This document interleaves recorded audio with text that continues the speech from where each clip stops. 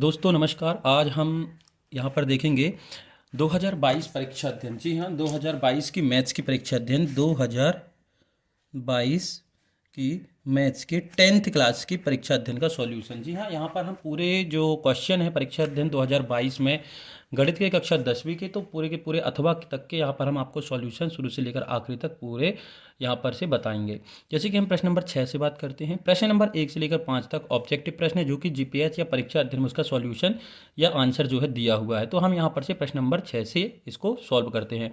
प्रश्न नंबर 6 कह रहा है, संख्या 156 को अभाज्य गुणनखंडों के गुणनफल के रूप में व्यक्त कीजिए। जी हाँ, 156 को अभाज्य गुणनखंडों के गुणनफल के रूप में व्यक्त करना है। और ये हम आपको बता दें कि ये जो प्रश्न है अभी 6 से लेकर 15 तक प्रश्न जो हैं वो सभी 2-2 नंबर के प्रश्न हैं।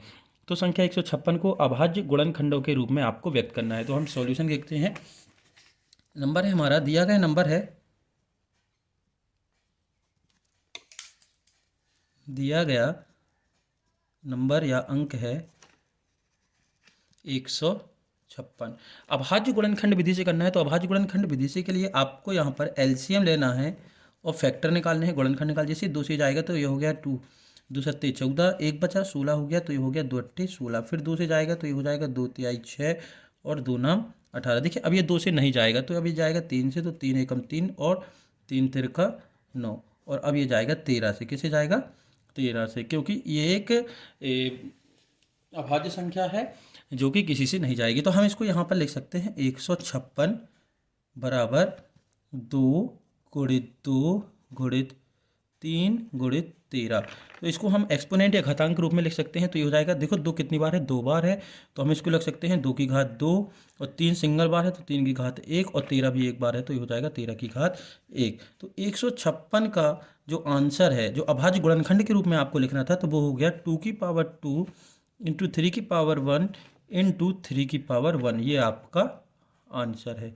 तो इस तरीके से आपको इसको निकालना है। तो एक बार देख लीजिए, 156 है, 2 सत्ते 14, 1 हो गया तो 16, 2 अट्ठे 16, फिर 2 तिहाई 6 और 2 नाम 18। 2 से तो जाने वाला है नहीं, 2 की टेबल में 39 नहीं होता है, तो 3 से जाएगा तो 3 एकम 3, 3 तिरका 9, और फिर ये 13 से जा गया। तो ये आपका आंसर। देखते हैं अगला क्वेश्चन। क्वेश्चन नंबर, देखिए क्वेश्चन नंबर 6 का अथवा है, अभाज्य गुणनखंड विधि द्वारा 12, 15 और 21 का HCF अर्थात महत्तम समापवर्तक और LCM ये लघुत्तम समापवर्तक निकालिए। तो हम देखते हैं इसका अथवा। ठीक है, क्वेश्चन नंबर 6 का अथवा है। तो दिए गए नंबर है,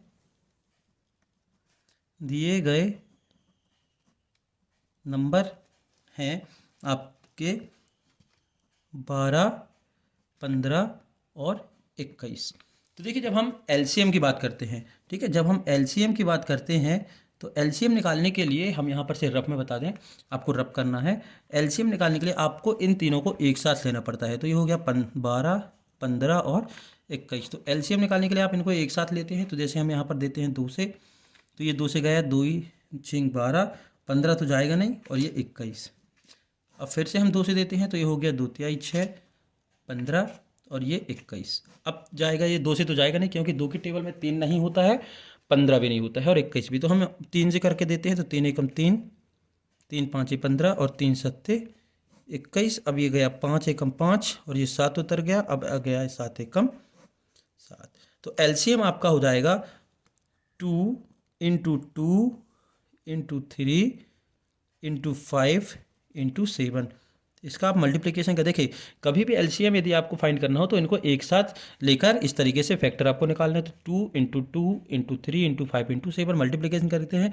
2 दूनी 4, 4 तिहाई 12, और ये हो गया 12 गुणित 5 गुणित 7, क्योंकि इनका हमने कर लिया 2 दूनी 4 और 4 तिहाई 12। अब हमसे आगे का नहीं बनता है, तो हमने 5 गुणित 7 लिख लिया। अब 12 का 5 में करेंगे तो 12 पंचे 60 गुणित 7, और अब हम देखिए 60 का 7 में करेंगे, 7 में करेंगे तो 7 छिंग 42, तो ये हो गया 120। तो आपका जो एलसीएम है वो आ गया 420। अब आपको निकालना है एचसीएफ, है ना, ये था एलसीएम। तो अब आपको निकालना है एचसीएफ। तो एचसीएफ निकालने के लिए क्या करते हैं, जितने भी नंबर आपको गिवन रहते हैं, जितने भी नंबर आपको दिए रहते हैं, उन सभी नंबर को एक एक करके आप फैक्टर निकालते हैं। तो सबसे पहले हमको 12 दिया है, तो हम 12 का फैक्टर निकालते हैं, गुणनखंड निकालते हैं। क्या क्या है देखिए, 2 2 6 12, 2 तिहाई 6 और 3 एकम 3।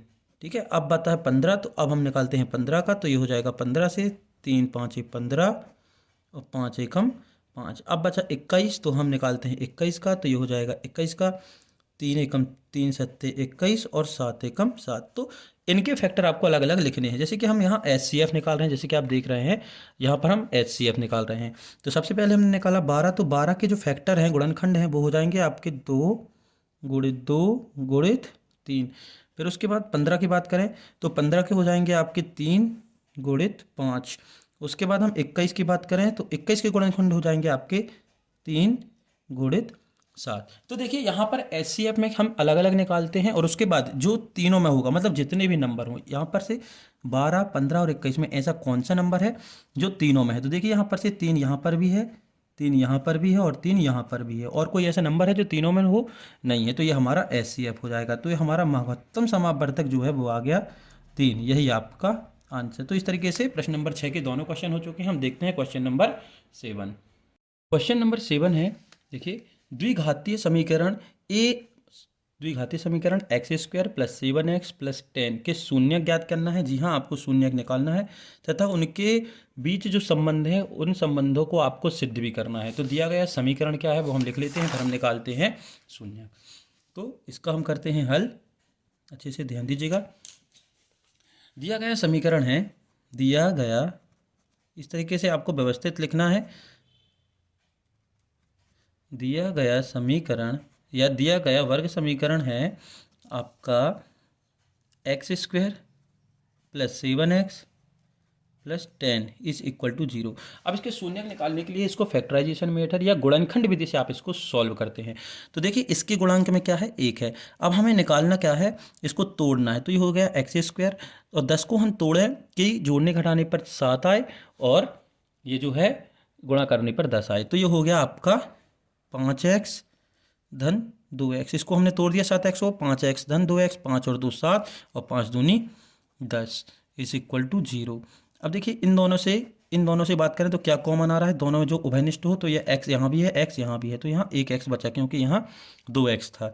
x प्लस 5 बचा, प्लस इन दोनों में देखिए आपको 2 कॉमन मिलेगा, तो यहाँ बचेगा x और यहाँ 2 पंचे 10 इज इक्वल टू 0। अब यहाँ पर से 10 क्यों है और यहाँ पर से देखो हम 10 को लिख सकते हैं 2 गुणित 5, हम लिख सकते हैं इस 10 को हम यहाँ लिख सकते थे 2 गुणित 5, तो हमने बता रहे हैं। तो 5 यहाँ भी था, सॉरी 2 यहाँ भी था और 2 यहाँ भी था, इन दोनों से हमने 2 निकाल लिया तो यहाँ 5 बचा। ठीक है, यहाँ से देखिए ये 2 निकल गया तो यहाँ बचा 5।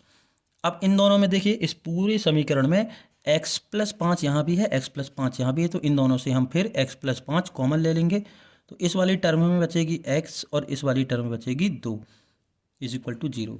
एक बार हम इसके बराबर में 0 रख के लिखेंगे और एक बार इसके बराबर में 0 रख के लिखेंगे। तो x plus 5 is equal to 0, तो ये हो जाएगा x इज इक्वल टू ये प्लस का 5 पक्षांतर होके दाएं पक्ष या राइट हैंड में जाएगा, तो ये हो जाएगा x बराबर से -5। फिर उसके बाद x प्लस 2 बराबर 0 करके लिखेंगे, तो ये हो जाएगा x बराबर -2। तो आपके दोनों शून्यक आ गए -5 और -2। अब हमें करना है शून्यकों का योगफल। तो हम मान लेते हैं, माना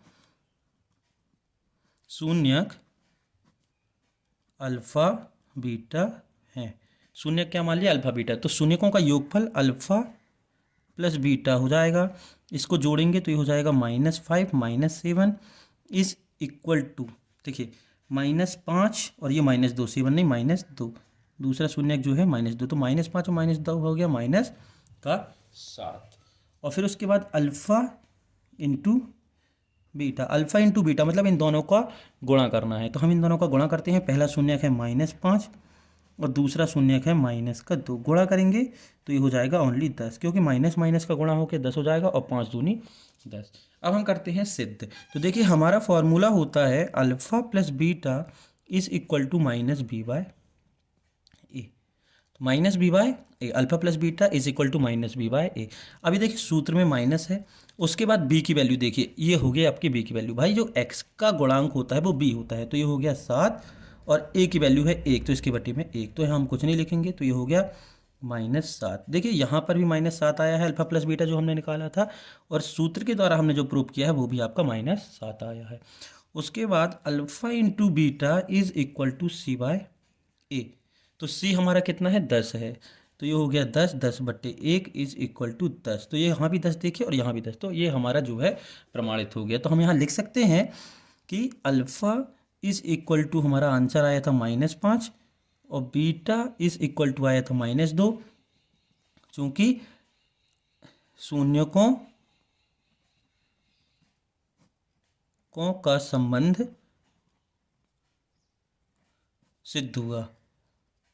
शून्यकों का जो संबंध है वो सिद्ध हो गया, क्योंकि हमने यहाँ पर सिद्ध कर, ये फार्मूला के द्वारा हमने जो लगाया है वही वैल्यू आई है जो हमने यहाँ पर से फाइंड की थी। इसी का अथवा देखते हैं क्वेश्चन नंबर 7 का। ये जो क्वेश्चन नंबर 7 अभी किया था, क्वेश्चन नंबर 7 का अथवा दिया है किसी बहुपद पी एक्स के लिए, किसके लिए, पी एक्स मतलब से एक्स अक्ष की बात हो रही है, किसी बहुपद पी एक्स के लिए y is equal to P X का ग्राफ नीचे आकृति में दिया गया है। ये आपको ग्राफ के क्वेश्चन में गिवन है।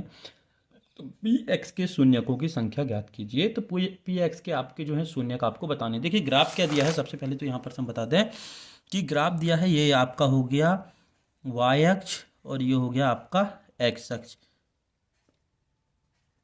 ये हो गया y डैश और ये हो गया x डैश। तो ग्राफ है आपका, तो आपको शून्यकों की संख्या यहाँ पर बतानी। तो शून्यकों की संख्या पी एक्स के लिए बतानी है। तो पी एक्स के लिए शून्यकों की संख्या, शून्यकों की संख्या कितनी होगी, 3। शून्यकों की संख्या होगी 3। अब क्यों होगी वो भी ध्यान दीजिएगा। देखिए हमें सिर्फ पी एक्स के लिए दिया था, तो एक्स एक्सिस में देखिए ये जो ग्राफ गई है ये एक्स अक्ष को कितने जगह पर या कितने बिंदुओं पर प्रतिच्छेद कर रही है। तो देखिए पहला बिंदु है ये, दूसरा बिंदु है ये और ये तीसरा बिंदु, मतलब से ये जो ग्राफ खींचा गया है उसमें ये जो लाइन दिख रही है आपको, ये जो कर्व लाइन दिख रही है वो एक्स अक्ष को 3 बिंदुओं पर प्रतिच्छेद करती है। तो हम कह सकते हैं कि इसके जो शून्यक हैं वो 3 है। जी हाँ, इसके शून्यकों की संख्या 3 है। और इस तरीके से यदि ये 4 बिंदुओं पर प्रतिच्छेद करती है तो उसके शून्यकों की संख्या 4 हो जाती। देखते हैं अगला question, question number 8। Question number 8 है किसी एपी का 17वां पद उसके 10वें पद से 7 अधिक है। जी हाँ, एपी है, किसी एपी का 17वां पद उसके 10वें पद से 7 अधिक है। तो इसका सार्वंतर या कॉमन डिफरेंस आपको फाइंड करना है। तो देखिए क्वेश्चन क्या कह रहा है। सबसे पहले तो हम मान लें कि माना 17वां पद A17 है, ठीक है, 17वां पद A17 है तथा 10वां पद A10 है। 17वां पद जो है A17 है और 10वां पद है A10। तो अब प्रश्न के अनुसार देखिए क्या कह रहा है। प्रश्न क्या कह रहा है, प्रश्न कह रहा है कि उसके जो 17वें पद का मान है, जी हाँ, उसके जो 17वें पद का मान है वो 10वें पद में 7 जोड़ने पर आएगा। मतलब 17वें पद का मान 10वें पद से 7 अधिक है। भाई 7 अधिक का मतलब है कि यदि आप किसी एपी के 10वें पद में 7 जोड़ेंगे तो उसका मान जो होगा 17वें पद के मान के बराबर होगा। अब 17वें पद को हम लिख सकते हैं a + 16d और 10वें पद को लिख सकते हैं a + 9d + 7। अब ये a + 16d और a + 9d कहाँ से आए। देखिए किसी भी बात करें तो nth टर्म जो होती है, nवा जो पद होता है वो होता है a + n - 1 × d। यही होता है सूत्र कि nवा पद जो होता है एपी का वो होता है a + n × d। तो हमें 17वां पद निकालना था, तो n की जगह यदि आप 17 रखते हैं, देखिए तो a + 17 - 1 × d, तो ये हो जाएगा a + 17 - 1 = 16d। तो इस तरीके से हमने इसको यहाँ पर लिख दिया कि 17वां पद a + 16d होगा। इसी तरीके से आप 10वां पद निकालेंगे तो इस फॉर्मूले में जब आप रखेंगे, क्या रखेंगे, 10, n की जगह 10 रखेंगे तो 10 - 1 = 9d हो जाएगा। तो कहने का मतलब ये है कभी भी आपको इस तरीके से लिखना हो तो एक पद कम करके d के साथ मल्टीप्लाई कर देते हैं। अब ये a और ये a कैंसिल, क्योंकि ये प्लस का और ये प्लस का इस तरफ आएगा तो ये भी क्या हो जाएगा, माइनस का। अब देखिए 16d और ये प्लस का 9d इस तरफ आएगा तो हो जाएगा माइनस का 9d। इस तरफ बचा केवल 7। 16 में से 9 जाएगा तो बचेगा 7d और हमें d की वैल्यू चाहिए है तो d = हो गया 7/7। 7 से 7 कैंसिल तो d = 1। तो आपका जो सर्वांतर है, आपका जो उत्तर है वो कितना आ गया, 1। तो आपका जो सर्वांतर है वो आपका आ गया एक, यही आपका आंसर। क्वेश्चन नंबर 8 का अथवा है, एक एपी है, एक ए बी गिवन है 3, 1, -1, -3। तो प्रथम पद या सर्वांतर आपको बताना है। तो दी गई एपी है दोस्तों, जब आप सॉल्यूशन करेंगे पेपर में तो इस तरीके से आपको व्यवस्थित लिखना है, इसी के आपको नंबर मिलेंगे।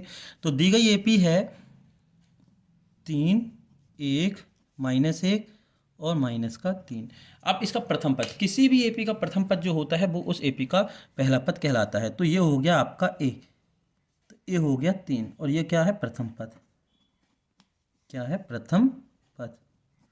उसके बाद आगे बढ़ती है डी, हमें निकालना है सर्वांतर। तो जो सर्वांतर निकाला जाता है वो होता है स्मॉल डी, और इसको हम निकालते हैं नेक्स्ट टर्म से प्रीवियस टर्म को सबट्रैक्ट करके, मतलब अगले पद से पिछले पद को घटाकर। मान लीजिए कि ये हमारा A1 है, ये हमारा A2 है, ये A3 है और ये A4 है। तो हम क्या करेंगे, A2 से A1 को घटा देंगे, मतलब से 1 से 3 को घटा देंगे। भाई A2 का मान है 1 और A1 का मान है 3, तो A2 से A1 को घटाओगे तो 1 में से 3 घटाओगे तो आपका बचेगा -2।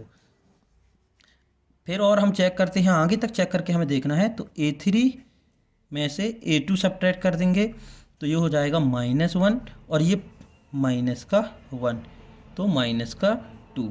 फिर हम घटा देंगे A4 -A3, तो हमने घटाया -3 से +1।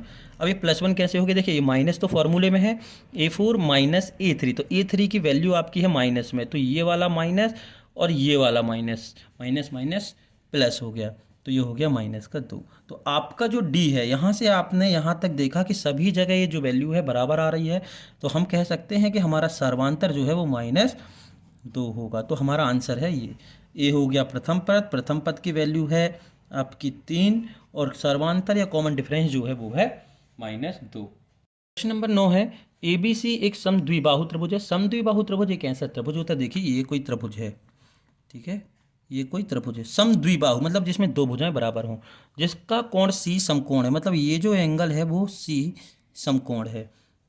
तो सिद्ध कीजिए कि AB² बराबर से 2AC²। तो सबसे पहले आपको क्या क्या दिया है, आपको दिया है कि ABC एक समद्विबाहु त्रिभुज है। कौन सा त्रिभुज है, समद्विबाहु,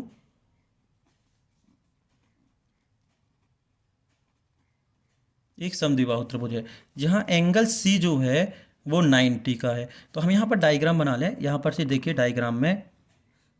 अब ये तो बताने की ज़रूरत नहीं है, ये जो एंगल 90 डिग्री का दिख रहा है ये C होगा, क्यों, क्योंकि क्वेश्चन में गिवन है। अब बचा आपका क्या, A B और ये C, A B और C, और एंगल C क्या है, समकोण है। तो ये हो गया आपका कर्ण, ठीक है। तो दिया है समद्विबाहु, तो अब ये दोनों भुजाएं बराबर होंगी। क्यों होंगी ये दोनों भुजाएं बराबर, क्योंकि ये जो कर्ण का मान होता है, इस कर्ण का मान इन दोनों भुजाओं के वर्गों के योग के बराबर होता है। तो ये तो बराबर हो नहीं सकते, क्योंकि ये इस त्रिभुज की सबसे बड़ी भुजा कहलाती है, तो ये दोनों भुजाएं बराबर हो गई। तो हमें मालूम है, हम जानते हैं कि AC बराबर BC, AC बराबर BC। भाई AC बराबर BC समद्विबाहु है, मतलब ये जो दोनों भुजाएं दिख रही हैं ये आपस में बराबर हैं। AC बराबर BC ये आपको दिया है क्वेश्चन में, इनडायरेक्टली दिया है। अब आपको सिद्ध क्या करना है, देखिए सिद्ध करना है आपको कि AB का whole square is equal to 2AC का होल स्क्वायर, ये आपको सिद्ध करना है। तो हम सिद्ध करते हैं, उपपत्ति समकोण त्रिभुज ACB में, ACB में समकोण त्रिभुज ACB में हम लगाते हैं पाइथागोरस प्रमेय में, पाइथागोरस से। तो पाइथागोरस प्रमेय लगाते हैं तो क्या होगा, पाइथागोरस से, तो पाइथागोरस बराबर होता है कर्ण का स्क्वायर, मतलब AB का whole square is equal to लंब का स्क्वायर, तो AC का स्क्वायर प्लस BC का होल स्क्वायर। ये हो गया आपका पाइथागोरस का प्रमेय। अब AB का स्क्वायर, तो AB का स्क्वायर ही रहेगा, साइड तो हमें मालूम है नहीं है। उसके बाद AC का स्क्वायर, हमें AC प्रूव करना है, तो ये तो AC ही रहेगा। अब हम BC की जगह AC रख सकते हैं, क्यों, क्योंकि हमें गिवन है कि AC का मान BC के मान के बराबर है, मतलब ये भुजा जो है इस BC की भुजा के बराबर है, तो हम BC की जगह AC रख सकते हैं। तो ये हो जाएगा AC का होल स्क्वायर यहाँ लिख देना दिया है। तो ये हो गया ए बी का होल स्क्वायर इक्वल ए सी स्क्वायर प्लस ए सी स्क्वायर। तो कितने ए सी स्क्वायर होगा? 2ac square, 2ac square. तो ए बी स्क्वायर बराबर से 2ac स्क्वायर, यही आपको प्रूव करना। तो ये लिख सकते हैं सिद्ध हुआ।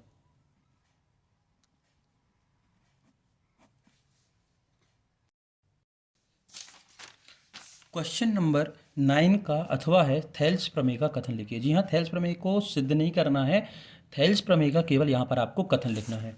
तो थेल्स प्रमेय का कथन क्या है? देखिए, कथन कहता है यदि किसी त्रिभुज के एक भुजा के समांतर, तो यहाँ पर आप अच्छे से समझ लीजिए कि क्या कह रहा है।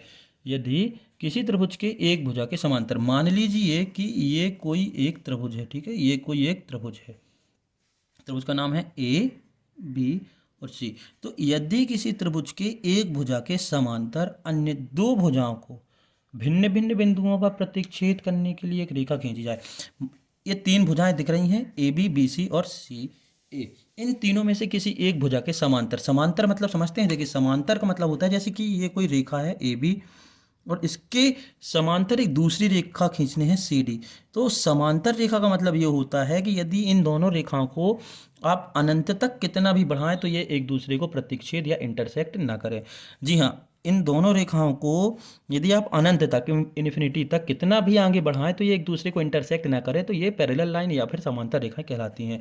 तो थेल्स का प्रमेय कह रहा है कि यदि किसी त्रिभुज की एक भुजा के समांतर, किसी एक भुजा के समांतर आप तीसरी भुजा खींचें, किसी एक भुजा के समांतर अन्य दो भुजाओं को भिन्न भिन्न बिंदुओं पर प्रतिच्छेद करने के लिए एक रेखा खींची जाए। मान लीजिए कि बीसी के समांतर हम एक रेखा इस तरीके से खींच रहे हैं, बीसी के समांतर खींच रहे हैं, किसकी? बीसी के समांतर। देखिए, कोई त्रिभुज है, इस त्रिभुज में से किसी एक भुजा के समांतर, तो हमने बीसी के समांतर खींची है एक ये लाइन, ये एल रेखा खींची है जो ए बी को बिंदु P पर और AC को बिंदु Q पर प्रतिच्छेद करती है। ठीक है, क्या कह रहा है कि यदि किसी त्रिभुज के किसी एक भुजा के समांतर, इस भुजा के समांतर हो, चाहे इस भुजा के समांतर हो, चाहे इस भुजा के समांतर, किसी भी एक भुजा के समांतर यदि आप एक लाइन खींचते हैं तो वो शेष बची हुई दो भुजाओं को अलग अलग बिंदुओं पर प्रतिच्छेद करती है या काटती है। तो ये इसको P पर काट रही है AC को, और ए बी को P पर काट रही है और AC को Q पर काट रही है। तो प्रमेय कहता है कि ये दो भुजाओं को अलग अलग बिंदुओं पर प्रतिच्छेद करती है।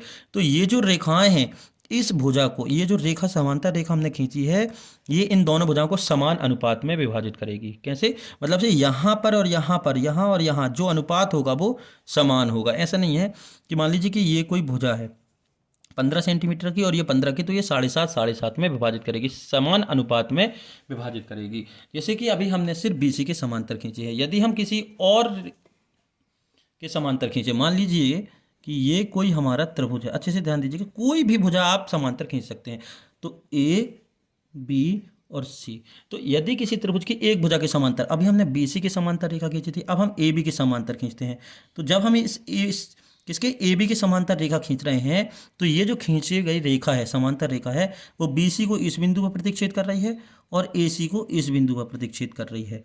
तो ये जो रेखा होगी इन दोनों भुजाओं को समान अनुपात में विभाजित करेगी। ये है आपका थेल्स का प्रमेय। प्रश्न 10 है, बिंदु 0 0 और 36 15 के बीच की दूरी ज्ञात कीजिए। तो दिए गए बिंदु है, माना बिंदु, अभी बिंदुओं के नाम नहीं दिए गए हैं तो आपको बिंदुओं के नाम अपने मन से लिखना है। तो माना बिंदु P और Q है। P का मान आपको दिया है 0 0 और Q का मान आपको दिया हुआ है 36 15। तो इन दोनों के बीच की दूरी निकालना है। तो हमें आप गिवन है x1 का मान कितना है 0, x2 का मान कितना है 36। देखिए, पहले निर्देशांक जो होते हैं वो x1 y1 कहलाते हैं और ये दूसरे बिंदु के निर्देशांक x2 y2 कहलाते हैं। तो x1 0, x2 36, तो y1 इज इक्वल टू हो गया 0 और y2 इज इक्वल टू हो गया 15। आपको निकालना है PQ। हमारा दूरी का सूत्र होता है x2 माइनस x1 का whole square plus y2 minus y1 का होल स्क्वायर। वैल्यू रखते हैं हम यहाँ पर। आप x2 का मान कितना है आपका 36 माइनस 0 का होल स्क्वायर, भाई x2 से x1 को सेपरेट कर दिया, प्लस y2 का मान है 15, तो 15 माइनस 0 का होल स्क्वायर। 36 में से 0 जाएगा तो 36 ही बचेगा, तो ये हो गया 36 का स्क्वायर, प्लस 15 में से 0 जाएगा तो बचेगा 15, तो 15 का होल स्क्वायर। अब देखिए 15 का स्क्वायर होता है 225 और 36 का कितना होता है, तो आप यहाँ पर निकाल लीजिए कि 36 गुणित 36, 36 का स्क्वायर मतलब 36 का 2 बार मल्टीप्लाई, तो 6 छिंग 36, 36 18, 18 और 3 21, 0 3 छिंग 18, 3 त्रिका 9 और 1 10। अच्छे से देख लीजिएगा, 6 छिंग 36, 36 18, 18 3 21, 3 छिंग 18, 3 त्रिका 9 और 1 10, तो ये हो गया 6 9 2 और 1, तो 1296। अब इस 1296 में आप जोड़ेंगे कितना, 225, तो 1296 में आप जोड़ दीजिए 225, तो 6 5 11, 9 2 11 और 1 12, 2 और 2 4, 4 और 1 5, और ये हो गया 1521, तो 1521। अब ये जो 1521 है वो किसका जो है स्क्वायर होता है, ये 1521 किसका स्क्वायर होता है, तो आपको पता होना चाहिए। तो हम 1521 का जो स्क्वायर रूट है, वर्गमूल निकालने की विधि है, वो हम भाग विधि से करते हैं। तो सबसे पहले हम इस 4 संख्या है तो हम पेयर बनाते हैं 2 2 का। अब ऐसे 2 नंबर आप बताइए कि जिसका मल्टीप्लिकेशन करने पर 15 से ज़्यादा ना हो। तो देखो 3 का करते हैं तो 3 त्रिका 9 और 4 का करते हैं तो 16, तो हम लेते हैं 3, तो ये हो जाएगा 3 त्रिका 9। देखिए यहाँ पर वही नंबर लेना है कि जो नंबर लेंगे उस नंबर का उसी नंबर में मल्टीप्लिकेशन करने पर इस पेयर से ज़्यादा ना हो, मतलब 15 से ज़्यादा ना हो। तो हमने लिया 3, क्योंकि 3 त्रिका 9, 4 लेंगे तो 16 हो जाएगा, तो 15 में से 9 जाएगा तो बचेगा 6, उतार दिया पूरा पेयर 21। अब जितना नंबर हमने लिया था उतना ही नंबर यहाँ पर आप ऐड कर देंगे, तो 3 और 3 हो गया 6। अब एक ऐसा नंबर बताइए कि इससे ज़्यादा ना हो, तो हम लेते हैं देखिए 9, तो 9 ये हो गया 9 नाम 81 की 1 हाथ की लाई 8, रिमाइंडर हो गया 8, 9 छक्का 54, 9 छक्का 54, 54 और 8 कितना हो गया 62। तो देखो पूरा पूरा चला गया, तो ये कितना आ गया 39, तो ये जो है 39 का वर्गमूल है, तो ये आ गया पी क्यू। तो पी क्यू आपका आ गया 39, पी क्यू कितना आ गया 39 सेंटीमीटर या इकाई, जो भी आपको यहाँ पर से दी हो तो इकाई, ये आपका आंसर। क्वेश्चन नंबर 10 का अथवा है, उस त्रिभुज का क्षेत्रफल ज्ञात कीजिए जिसके शीर्ष ये हैं। तो एक त्रिभुज का आपको क्षेत्रफल निकालना है। इस तरीके से एक त्रिभुज है और इसके शीर्ष ए बी और सी की वैल्यू दी है, ये ए हो गया, ये बी हो गया, ये सी हो गया। तो हम सॉल्व करते हैं यहाँ पर से। सबसे पहले तो हमें बिंदु मानने पड़ेंगे, तो मानना है, माना त्रिभुज के शीर्ष ए बी सी है। तो ए का मान दिया है आपको, कितना दिया है आपको, दिया है 1 -1, बी की वैल्यू भी आपको दी है, कितनी दी है -4 एंड 6, एंड सी की वैल्यू आपको दी है -3 एंड -5, 1 -1 -4 एंड 6 -3 -5। तो त्रिभुज का क्षेत्रफल निकालना है। त्रिभुज के क्षेत्रफल, तो सबसे पहले तो देखो त्रिभुज के क्षेत्रफल का सूत्र होता है त्रिभुज ए बी सी का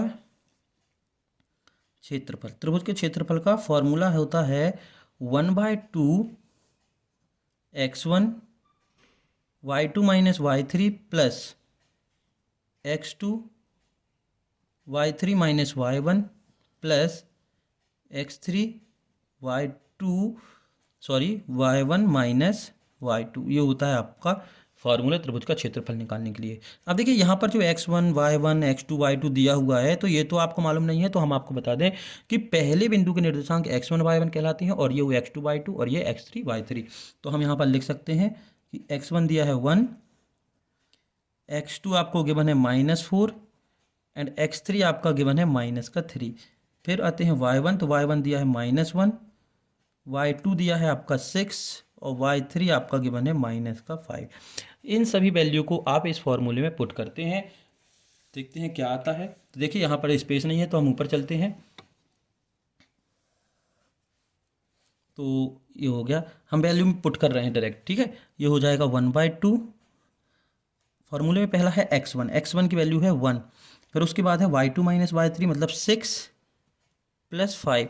अब +5 क्यों, क्योंकि फॉर्मूले में माइनस है और हमारा जो y3 की वैल्यू है वो भी माइनस में है। तो देखिए ये माइनस और ये वाला माइनस क्या हो गया प्लस x2 की वैल्यू है -4 और ये हो जाएगा -5 + 1, नेक्स्ट वैल्यू है हमारी -3 और ये हो जाएगी आपकी -1 माइनस का 6।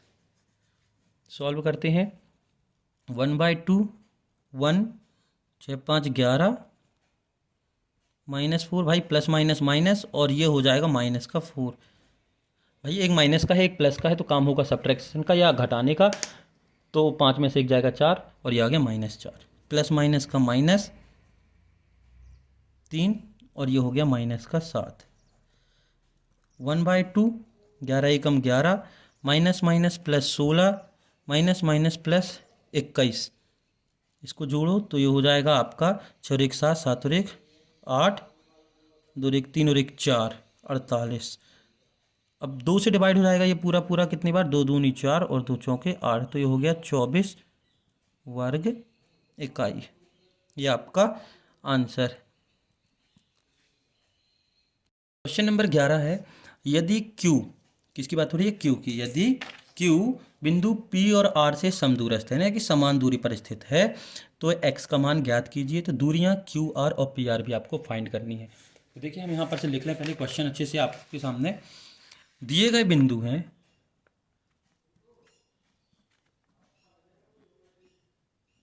दिए गए बिंदु हैं कौन कौन से हैं, P, Q और R। तो Q बिंदु पहले दिया है आपको, Q दिया है आपको 0 1, P दिया है आपको 5 -3 और R दिया है x और 6। अब क्वेश्चन देखिएगा, Q बिंदु P और R से समान दूरी पर है। ये जो Q है, यहाँ पर हम बता दें आपको, देखो ये जो Q है वो P और R से समान दूरी पर, मतलब यहाँ से यहाँ तक की दूरी, यहाँ से यहाँ तक की दूरी और यहाँ से यहाँ तक की दूरी बराबर है। ये कह रहा है प्रश्न, देखिए बिंदु Q बिंदु P और R से समान दूरी पर है। ठीक है, तो देखिए अच्छे से, ये जो Q है इससे P और Q की समान दूरी, तो Q के निर्देशांक है आपके 0 1 और P के हैं 5 -3 और इसके हैं x एंड 6, समान दूरी पर है। तो प्रश्नानुसार भाई समान दूरी पर हैं, Q से P और Q से R, तो हम निकालेंगे QP और QR। भाई Q से P की दूरी भी उतनी ही है जितनी कि Q से R की दूरी है। तो यहाँ पर देखिए सबसे इंपॉर्टेंट भाई डिस्टेंस फार्मूला लगा देंगे, डिस्टेंस मतलब दूरी वाला सूत्र लगा देंगे। तो P वाले पॉइंट से Q को घटाना है, P वाले पॉइंट से Q को घटाना है, तो हम घटाते हैं। तो ये हो जाएगा 5 -0 का होल स्क्वायर प्लस -3 -1 का होल स्क्वायर। इस P वाले से इस Q वाले को सब्ट्रैक्ट कर दिया, बराबर का साइन लगाते हैं, ये वाला बराबर है, यहाँ पर स्पेस नहीं है, तथा QR मतलब R से Q को घटाते हैं, तो हो जाएगा √ऑफ x -0 का होल स्क्वायर प्लस 6 -1 का होल स्क्वायर। ये हो गया 5 का होल स्क्वायर प्लस -4 का होल स्क्वायर।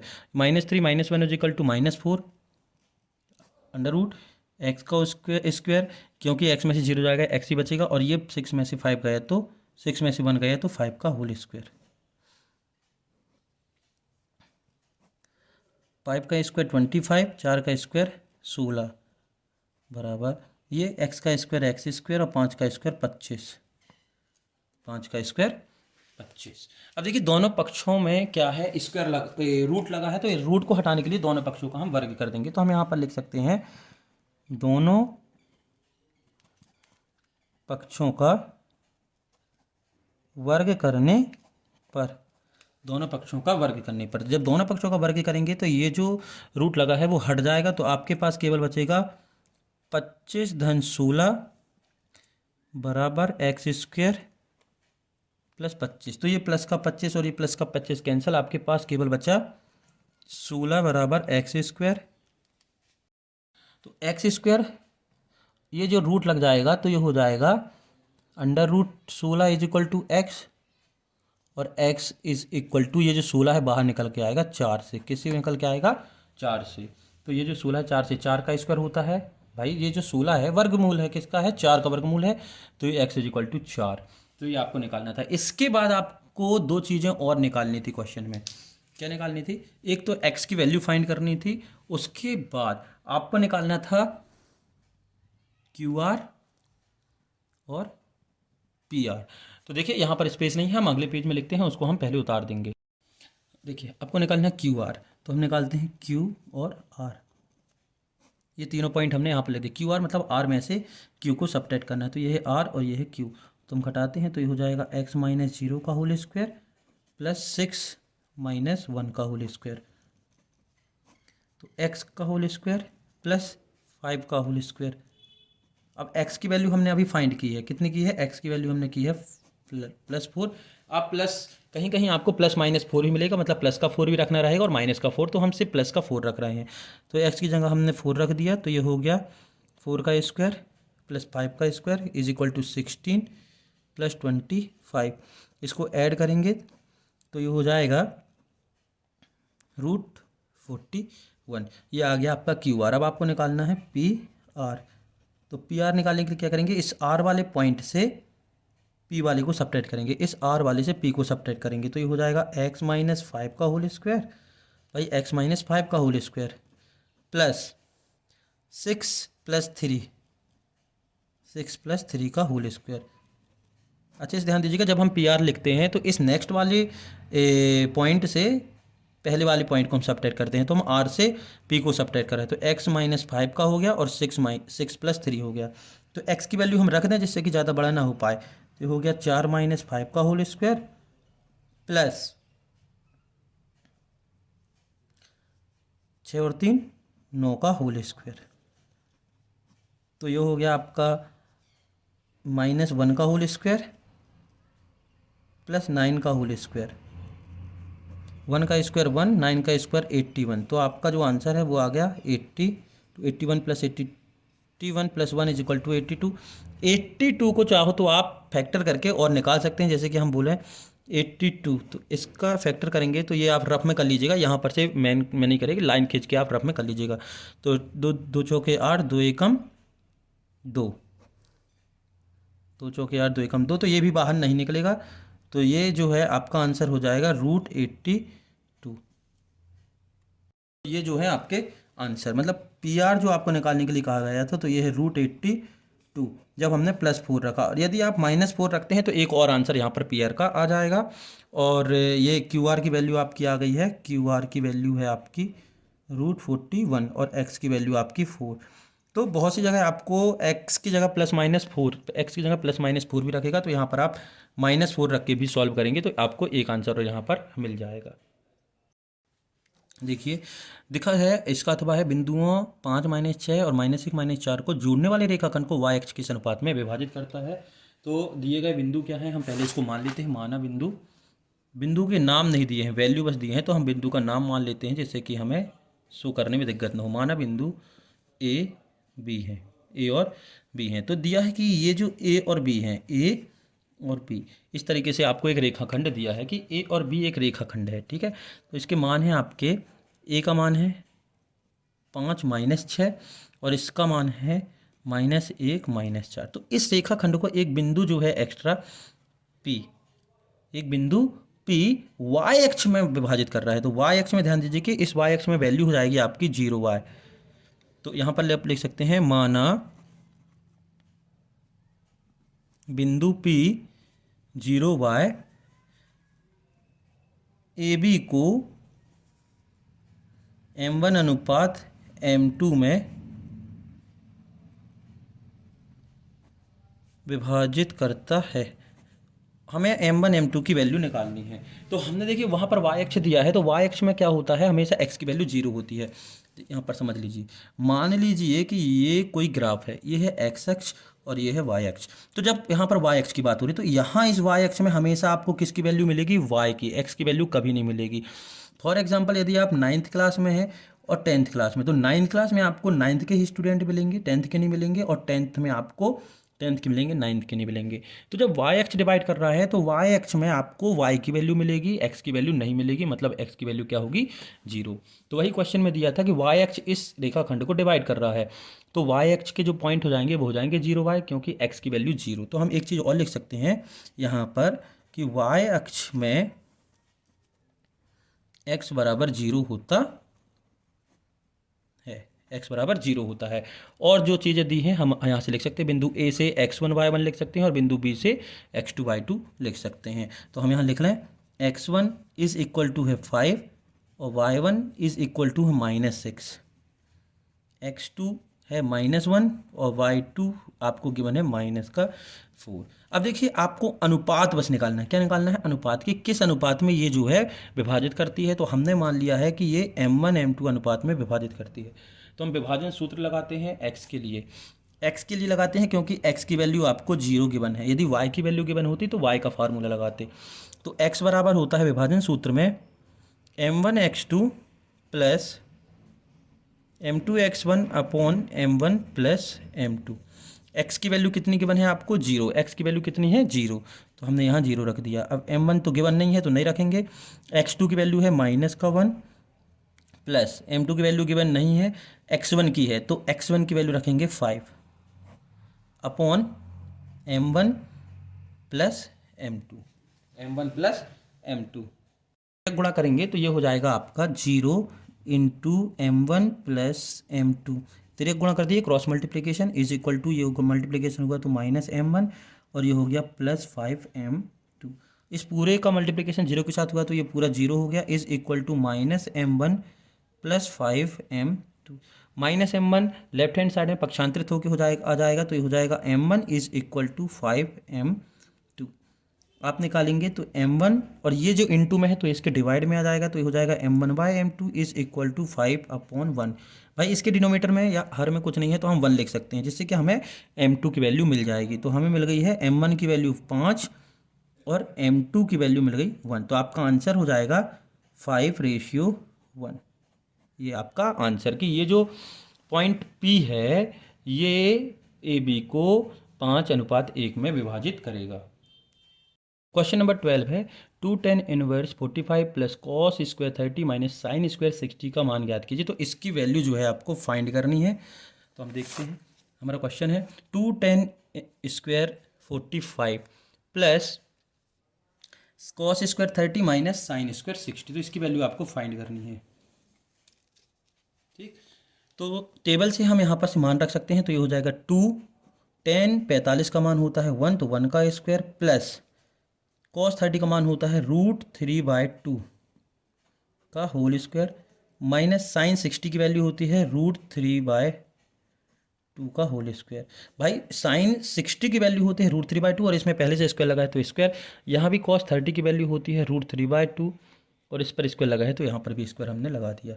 तो ये हो जाएगा 2 × 1 प्लस 3/4। भाई √3 का स्क्वायर लगेगा तो हो जाएगा 3 क्योंकि रूट हट जाएगा, 2 का स्क्वायर 4 और ये भी हो जाएगा 3/4। तो देखिए प्लस का 3/2 और माइनस का 3/2 कैंसिल और ये हो गया 2 एकम 2। तो ये आपका आंसर। इसका अथवा देखते हैं। क्वेश्चन नंबर 12 है 12 का अथवा, यदि tan a बराबर cot b दिया है, कितना दिया है? tan a बराबर cot b, तो आपको प्रूव करना है a plus b is equal to 90। क्या प्रूव करना है? a plus b is equal to 90। तो हम देखते हैं, देखिए tan a is equal to cot b. तो हम इसको या तो tan की टर्म में लिखने या कॉट की टर्म में, तो हम इसको लिख ही ले रहे हैं tan की टर्म में। तो ये हो गया tan a is equal to tan 90 minus b. भाई tan 90 माइनस थीटा का जो फार्मूला होता है वो होता है कॉट थीटा। तो कॉट को हमने tan की टर्म में लिख लिया क्योंकि ये जो tan 90 माइनस थीटा लिखा है या tan 90 माइनस बी लिखा है वो कॉट बी ही होगा। देखिए आपके पास फॉर्मूला होता है tan 90 minus theta is equal to cot theta होता है और cot 90 minus theta is equal to tan theta. ये फॉर्मूले आपके पास होते हैं। तो हमने क्या किया है, ये जो कॉट में लिखा था, तो ये जो कॉट में लिखा है कॉट थीटा, तो कॉट थीटा को हम लिख सकते हैं tan 90 minus theta. Cot theta को क्या लिख सकते हैं? tan 90 माइनस थीटा और थीटा की जगह यहाँ पर b है तो हमने इसको b शो कर दिया है। अब देखिए यहाँ का tan और ये tan कैंसिल हो गया तो आपके पास बचा a is equal to 90 minus b. अब ये माइनस का b इस तरफ आ जाएगा तो ये हो जाएगा a plus b is equal to 90। यहाँ आप लिख सकते हैं पक्षांतर करने पर। तो यही आपको प्रूव करना था तो यही सिद्ध हुआ।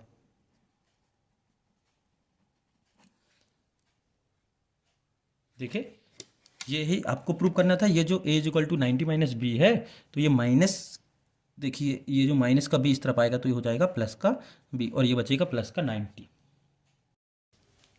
क्वेश्चन नंबर 13 है, दो वृत्तों की त्रिज्याएं क्रमशः 19 सेंटीमीटर और 9 सेंटीमीटर है। दो वृत्त हैं जिसमें पहले की त्रिज्या 19 सेंटीमीटर, दूसरे की 9 सेंटीमीटर है। उस वृत्त की त्रिज्या ज्ञात कीजिए जिसकी परिधि इन दोनों वृत्तों की परिधियों के योग के बराबर हो। तो देखिए क्वेश्चन क्या कह रहा है। सबसे पहले तो दिया क्या है, क्या है दिया है, पहले वृत्त की त्रिज्या, पहले वृत्त की त्रिज्या दी है, पहले वृत्त की त्रिज्या दी है r1 मान लिया अपन ने, पहले वृत्त की त्रिज्या वो कितनी है 19 सेंटीमीटर, ठीक है। और दूसरे वृत्त की त्रिज्या भी दी है, दूसरे वृत्त की त्रिज्या, इसको अपन ने मान लिया r2। दूसरे वृत्त की त्रिज्या क्वेश्चन में आपको गिवन थी 9 सेंटीमीटर, कितनी थी 9 सेंटीमीटर। अब आपको निकालना है एक नया वृत्त, है ना। कहने का मतलब ये है कि एक वृत्त ये है और एक वृत्त ये है, इसकी जो रेडियस है मतलब r1 और इसकी रेडियस जो है r2, इन दोनों की परिधि को जोड़ोगे, किसकी जोड़ोगे, परिधि या सर्कमफेरेंस को जोड़ोगे तो एक बड़ा सर्कल बनेगा। भाई इन दोनों छोटे छोटे सर्कल को जोड़ोगे, दोनों दोनों वृत्तों को जोड़ोगे तो एक बड़ा वृत्त बनेगा। तो इसकी रेडियस जो है आपको फाइंड करनी है, इसकी रेडियस जो है बराबर होती है। तो सबसे पहले तो पहले वृत्त की परिधि, पहले वृत्त की परिधि क्या होगी, पहले वृत्त की परिधि हो जाएगी C1 is equal to 2πr1। परिधि का सूत्र होता है 2πr। तो हमने पहले वृत्त की परिधि ली है तो हमने 2πr1 लिख दिया क्योंकि उसकी जो रेडियस है वो है r1 है। और इस तरीके से आपने दूसरे वृत्त की परिधि लिखना है, तो दूसरे वृत्त की जो परिधि हो जाएगी वो हो जाएगी C2, और इसको अपन ले लेंगे 2πr2, 2πr2। देखो पहले वृत्त की परिधि 2πr1 और दूसरे वृत्त की परिधि 2πr2, क्योंकि वृत्त की परिधि होती है 2πr। और बड़े वृत्त की परिधि हम मान लें, बड़े वृत्त की परिधि, बड़े वृत्त की परिधि हो जाएगी आपकी capital C is equal to 2πr, 2πr, only 2πr। अब प्रश्न क्या कह रहा है देखिए अच्छे से, प्रश्नानुसार कह रहा है कि इन दोनों वृत्तों की, इन दोनों छोटे वृत्तों की परिधि को जोड़ोगे तो बड़े वृत्त की परिधि के बराबर होगी। तो capital C is equal to C1 plus C2, बड़े वृत्त की परिधि के बराबर होगी। तो capital C is equal to 2πr1 plus 2πr2, value रखेंगे तो ये हो जाएगा C की जगह रखेंगे, C की जगह देखिए एक बार ये गलती कर दी है, C की जगह हमें रखना है 2πr। इन दोनों से 2π कॉमन हो जाएगा तो बचेगा r1 प्लस r2। तो ये 2π से 2π कैंसिल, सॉरी 2π से 2π कैंसिल, r कैंसिल नहीं होगा, ठीक है। तो ये बचेगा आपका r, ये वाला 2 और ये 2 और ये पाई कैंसिल, तो बचा r बस।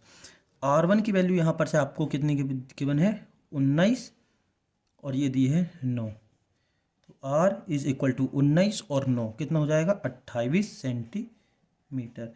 तो बड़े सर्कल की जो रेडियस होगी वो कितनी हो जाएगी 28 सेंटीमीटर, जो क्वेश्चन के अनुसार। नंबर 13 का अथवा दिया है कि 6 सेंटीमीटर त्रिज्या वाले एक वृत्त के एक त्रिज्या खंड का क्षेत्रफल ज्ञात कीजिए जिसका कोण 60 डिग्री है, पाई 22/7 यूज करना है। देखिए क्वेश्चन में गिवन है, सबसे पहले तो आपको दिया है r कितना दिया है आपको, रेडियस जो दी है यहाँ पर दी है 6 सेंटीमीटर, कितनी दी है 6 सेंटीमीटर, और थीटा की वैल्यू भी दी है, कितनी दी है 60 डिग्री, और पाई भी दिया है कि कितना रखना है 22/7। ये सब चीज़ें आप गिवन है। त्रिज्या खंड का क्षेत्रफल निकालना है, तो त्रिज्या खंड के क्षेत्रफल का सूत्र होता है,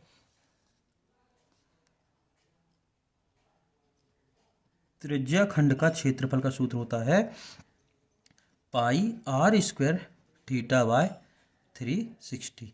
पाई की वैल्यू हो गई 22/7, r² मतलब से 6 सेंटीमीटर का होल स्क्वायर इंटू थीटा की वैल्यू हो गई 60/360, तो ये हो गया 22/7 और 6 का स्क्वायर हो गया 36 सेंटीमीटर स्क्वायर, और ये कट गया आपका 6 टाइम से 1/6 आ गया, और ये भी कट जाएगा आपका 6 36, तो ये हो गया 6, तो 6 दूनी 12, 6 दूनी 12 और 1 13, 132/7 सेंटीमीटर स्क्वायर।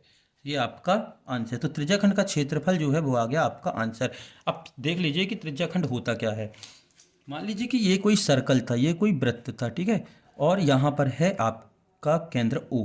यहाँ से एक त्रिज्या आई ये और एक त्रिज्या आई ये, तो इस दो त्रिज्याओं के बीच का जो एरिया है ये त्रिज्याखंड कहलाता है। और ये जो कोण है ये आपको गिवन था, कितना दिया था 60, और ये रेडियस भी आपको गिवन थी, कितनी दी थी 6 सेंटीमीटर। तो ये आपको फाइंड करना था। और त्रिज्याखंड का क्षेत्रफल निकालने का सूत्र होता है πr² θ/360। अब देखते हैं हम इसका क्वेश्चन नंबर 14। प्रश्न 14 है, यदि P E is equal to 0.05 है तो पी ई बार क्या होगा। तो ये देखिए यहाँ पर से पी ई जो है होने की प्रायिकता है, ठीक है। तो अब यहाँ पर हम सॉल्व करते हैं। तो हमें गिवन है,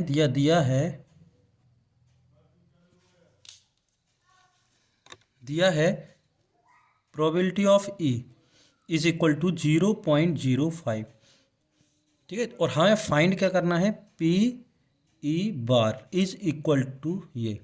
तो देखिए होता क्या है कि ये है होने की प्रायिकता और ये है ना होने की प्रायिकता।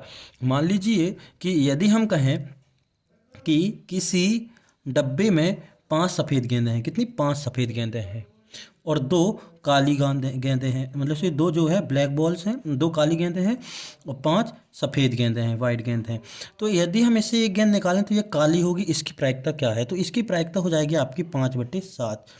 लेकिन कहता है ना होने की प्रायिकता कितनी होगी, तो ना होने की प्रायिकता बराबर होता है 1 माइनस होने की प्रायिकता। होने की प्रायिकता कितनी थी 5/7, तो इसको हम घटा देंगे तो 7 में से 5 तो हो जाएगी 2/5। तो ना होने की प्रायिकता कितनी हो जाएगी 2/5।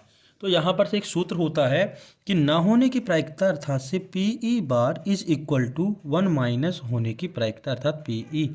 सीधी सी बात, P E bar is equal to 1 minus P E होता है। तो हम यहाँ पर वैल्यू रख देंगे तो ये हो जाएगा P E bar is equal to 1 minus 0.05। तो सब्ट्रैक्ट करेंगे तो हो जाएगा 0.95। एक में से 0.05 को सब्ट्रैक्ट करेंगे तो 0.95। तो ये आपका आंसर, यही आपसे पूछा था। इसका अथवा देखते हैं कि इसका अथवा है, हरप्रीत 2 भिन्न भिन्न सिक्कों को एक साथ उछालती है तो इसकी क्या प्रायिकता है कि वह कम से कम एक चित्त प्राप्त करे। एक चित्त और 2 सिक्कों को उछाल रही है। तो देखिए करना क्या है, तो सबसे पहले तो हम इसको मान लेंगे कि हम चित्त के लिए हेड लिखते हैं और पट्ट के लिए टेल लिखते हैं, ठीक है। जब 2 सिक्कों को उछाला जाता है तो कुल परिणाम कितने होते हैं, कौन कौन से आते हैं, तो कुल संभव परिणाम आएंगे। देखिए कुल संभव परिणाम आएंगे आपके यहाँ पर, या तो दोनों में हेड होगा, या एक में हेड दूसरे में टेल होगा, या पहले में टेल दूसरे में हेड होगा, या दोनों में टेल होगा। भाई यदि आप एक सिक्का उछालते हैं, मान लीजिए कि ये 2 सिक्के हैं, ठीक है तो या तो जब हम उछालेंगे तो दोनों में एक बार हेड आ जाएगा, या पहले में हेड दूसरे में टेल आएगा, या पहले में टेल और दूसरे में हेड आएगा, या चौथी कंडीशन होगी कि दोनों में टेल आ जाएगा। यही कंडीशन हो सकती है जब दोनों सिक्कों को आपस में आप उछालेंगे, तो ये 4 कंडीशन बनेंगी। अब क्वेश्चन में दिया था आपके कि यह कम से कम एक चित्त प्राप्त करे, तो टोटल या कुल संभव परिणाम कितने हो गए, 1 2 3 और 4। तो चित्त आने की संभावना कितनी है, चित्त आने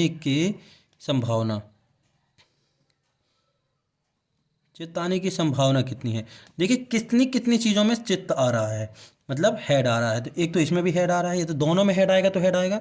यदि एक में हेड आता है दूसरे में टेल आता है तो भी हेड आएगा, और पहले में टेल और दूसरे में हेड आता है तो भी हेड आएगा। मतलब इन तीनों कंडीशनों पे आपको हेड मिलेगा, लेकिन यहाँ पर आपको कोई भी हेड नहीं मिलेगा। जब दोनों सिक्के पट्ट होंगे या टेल में होंगे तो एक भी सिक्के में आपको हेड नहीं मिलेगा। तो ये संभावना हो जाएगी आपकी हेड टेल या टेल हेड। चित्त आने की संभावना ये है। तो कितनी है ये चित्त आने की संभावना, 3। और कुल संभव परिणाम कितने थे, 1 2 3 और 4। तो आपके चित्त आने की प्रायिकता हो जाएगी, ये संभावना और प्रायिकता में अंतर होता है, ठीक है, ध्यान रखिएगा। तो चित्त आने की प्रायिकता बराबर 3/4। 3/4 मतलब से चित्ताने की संभावना बटे कुल परिणामों की संख्या। तो ये आपका आंसर। 15वां प्रश्न है 20 बल्बों की एक समूह में, यानी कि टोटल नंबर ऑफ जो पॉसिबिलिटी या संभावना है वो है 20, और 4 बल्ब खराब हैं। तो इस समूह में से एक बल्ब यादृच्छिकता निकाला जाता है, तो इसकी क्या प्रायिकता है कि बल्ब खराब होगा। तो सबसे पहले तो हमें एक देखना है, सबसे पहले दिया क्या है। दिया है टोटल इवेंट कितने हैं, तो जिसको हम NS से इंडिकेट करेंगे तो कितने हैं 20, और बल्ब खराब कितने हैं जिसको हम किसे जिसे हम E1 से इंडिकेट करें, E1 से इंडिकेट करेंगे। तो कितने हैं ये आपके 4। खराब बल्बों की संख्या कितनी है 4, और टोटल बल्ब कितने हैं 20। अब खराब बल्ब होने की प्रायिकता क्या हो जाएगी, ये हो जाएगी PE1 is equal to NE1 upon NS। तो PE1 is equal to NE1 की वैल्यू कितनी है 4, और NS हो जाएगा आपका 20।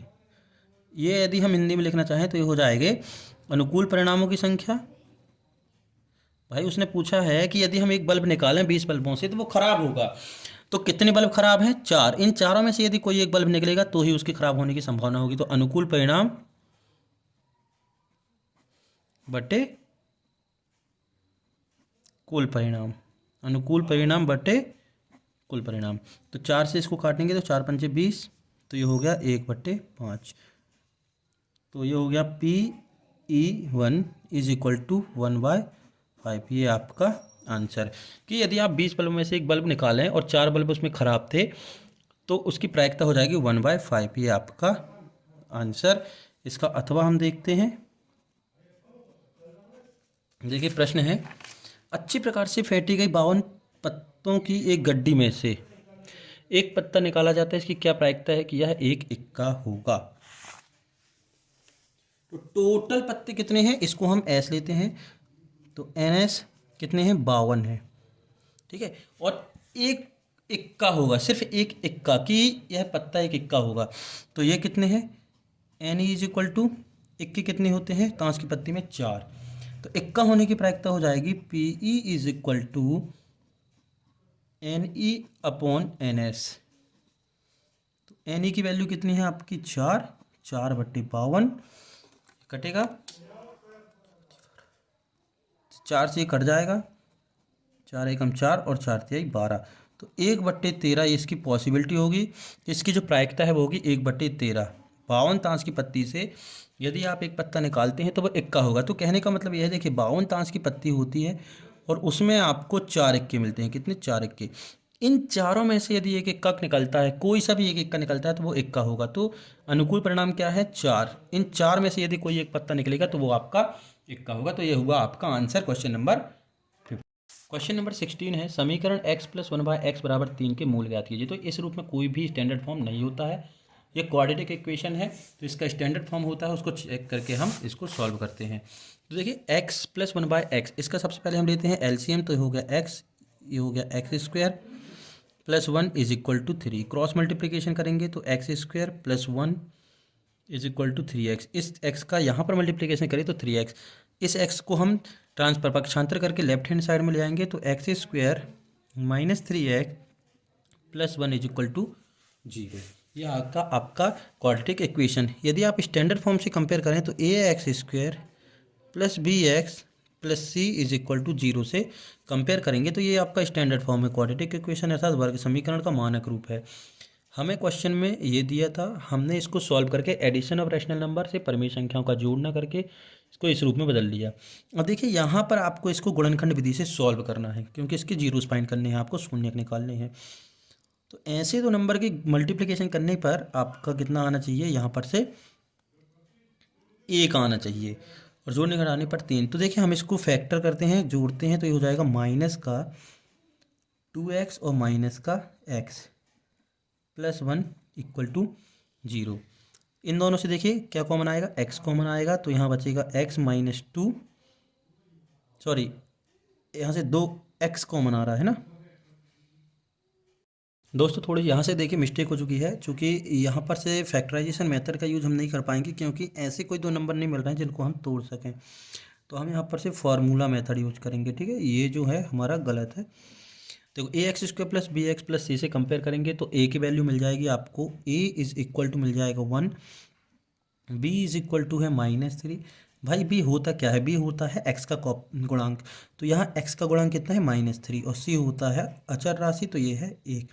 सूत्र होता है x is equal to -b plus minus under root of b square -4ac upon 2a। ये होता है आपका फार्मूला।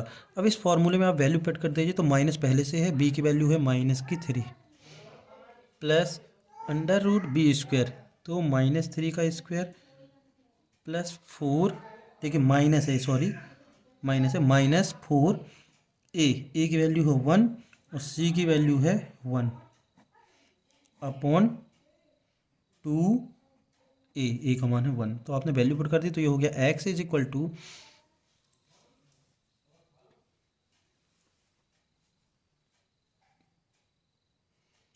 देखिए यहाँ पर से हमारा इक्वेशन था एक्स स्क्वायर -3x प्लस 1। हम कंपेयर करेंगे तो ए की वैल्यू हो गई 1, बी की वैल्यू हो गई -3 और सी की वैल्यू हो गई 1। तो -b plus minus under root b square -4ac upon 2a formula होता है, माइनस बी की value -3 plus under root b square -3 का होल स्क्वायर -4ac, ए की वैल्यू 1 और सी की वैल्यू 1। तो ये हो गया 3 minus minus plus plus minus under root 3 का स्क्वायर 9 -4 अपॉन 2। तो x is equal to 3 plus minus under root 9 में से 4 गए तो बचा 5 अपॉन 2।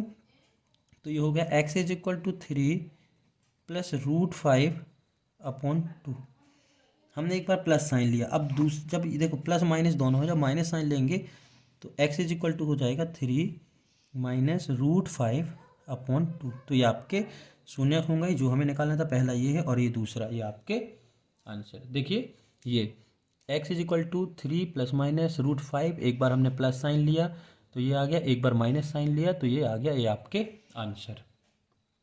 क्वेश्चन नंबर 17 है, उस एपी का 31वां पद ज्ञात कीजिए। आपको 31वां पद निकालना है, ठीक है, एक एपी का जिसका 11वां पद 38 है और 16वां पद 73 है। 11वां पद 38 है और 16वां पद 73 है। तो जो क्वेश्चन में दिया है हम उसको लिख लेते हैं। यहाँ पर से देखिए दिया क्या क्या है, दिया है क्या, दिया है 11वां पद है ना, तो A11 दिया है, कितना दिया है A11 आपका 38, और 16वां पद दिया है A16 दिया है, कितना दिया है 73 दिया है, A11 दिया है 38 और A16 दिया है 73, मतलब 16वां पद। और ज्ञात करना है,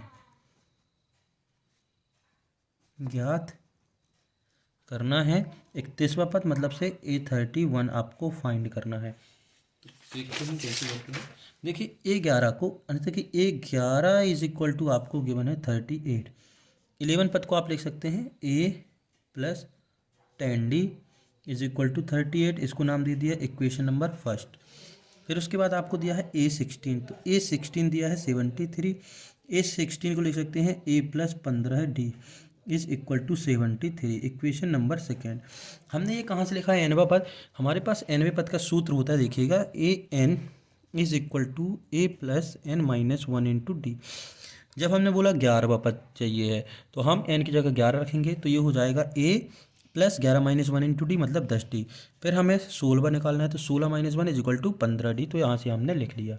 अब इक्वेशन 1 और 2 को देखिए कि आप ने चैप्टर पढ़ा है इसके पहले, चैप्टर नंबर 3 दो चरों वाले रैखिक समीकरण, वहाँ पर आपने विलोपन विधि पढ़ी होगी। तो देखिए यहाँ पर ये पहला चर हो गया, ये दूसरा चर, ये बराबर है, तो हम इसको घटा देते हैं। तो समीकरण 2 से समीकरण 1 को घटाने पर, तो समीकरण 2, तो A प्लस 15D बराबर 73, और ये हो जाएगा A plus 10D is equal to 38। घटाना है तो ये सब माइनस हो गया, ये गया 15 में से 10 गए तो ये बचा 5D। 73 में से 38 घटाना है, ठीक है, 73 में से 38 घटाना है, तो 3, तो ये जाएगा नहीं, तो 73, 13 में से 8 गए, 13 में से 8 गए तो बच्चा 5 और 7 में से 4 गए तो बचा 3। तो D इज इक्वल टू 35/5। ये इंटू में था तो ये डिवाइड में आ गया, तो D इज इक्वल टू हो गया 5 से ये कैंसिल हो गया 7 बार, तो आपके D जो आ गया वो आ गया 7। अब इस 7 की वैल्यू आप किसी भी एक इक्वेशन रख देते हैं, तो हम रखते हैं समीकरण 1 में D का मान रखने पर, तो D का मान रखते हैं तो ये हो जाएगा A प्लस 10, देखिए D है 10D है तो D की जगह हम 7 रखेंगे, तो ये हो जाएगा 7 इज इक्वल टू 38। तो A plus 70 is equal to 38। तो A इज इक्वल टू ये जो है 38 माइनस प्लस का इस तरफ जाएगा तो माइनस का 70, तो A इज इक्वल टू आ जाएगा 70 में से 38 जाएगा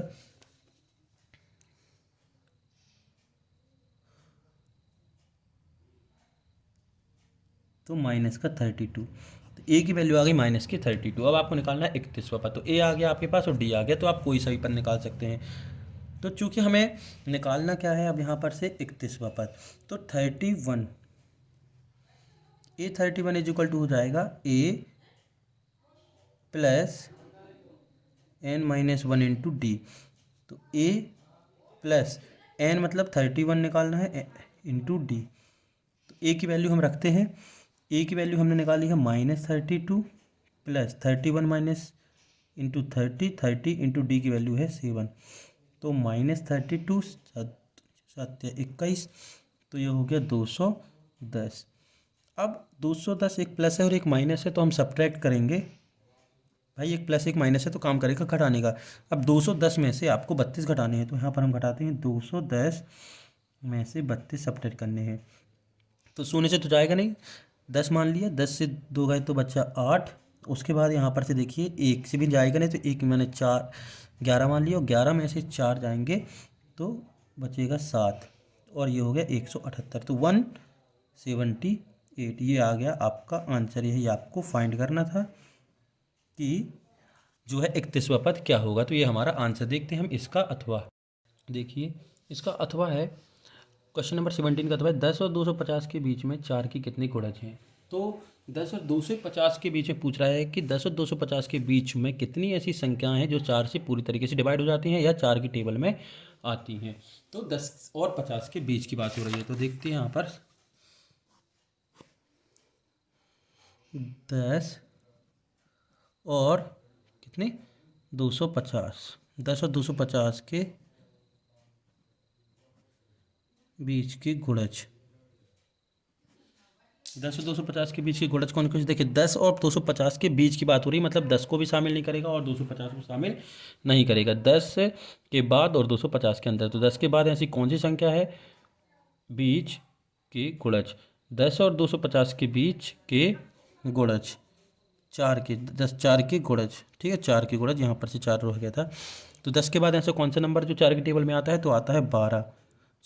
फिर उसके बाद आता है 12 के बाद 16, फिर उसके बाद आता है 20, और इस तरीके से यहाँ जाएगा।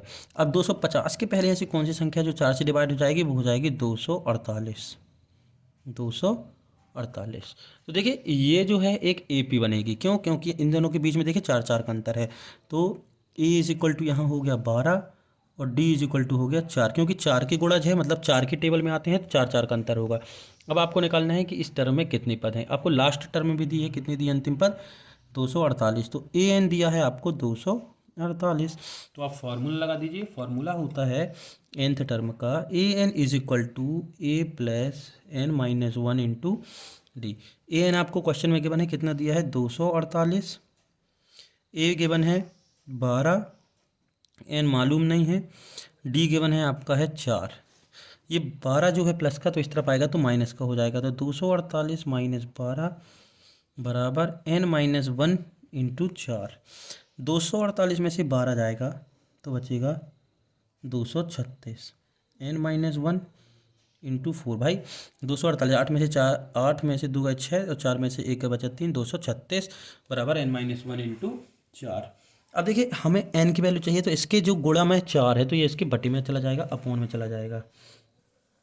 अच्छे से ध्यान दीजिएगा। तो ये हो जाएगा 236/4 इज इक्वल टू n-1। 4 से देखिए ये कट रहा है कि नहीं, 2 से काटते हैं हम पहले, ठीक है। 2 दूनी 4, तो एकम 2, 2 एकम 2 और 2 अट्ठे 16। अब ये 2 से फिर काटते हैं, 2 से कैंसिल करते हैं, 2 पंचे 10 और 2 नाम 18। भाई 2 पंचे 10, 1 बच्चा 18 हो गया, तो 59 और 2 एकम 2, तो 59 बराबर n-1। ये माइनस का 1 इस तरफ जाएगा तो हो जाएगा प्लस का 1, तो 59 + 1 इज इक्वल टू n। तो n बराबर आ गया 60। तो हमें पता ना था कि 10 और 250 के बीच में 4 की कितनी गुणज है, तो हमारा आंसर होगा 10 और 250 के बीच में 4 के 60 गुणज होंगे। तो ये हमारा आंसर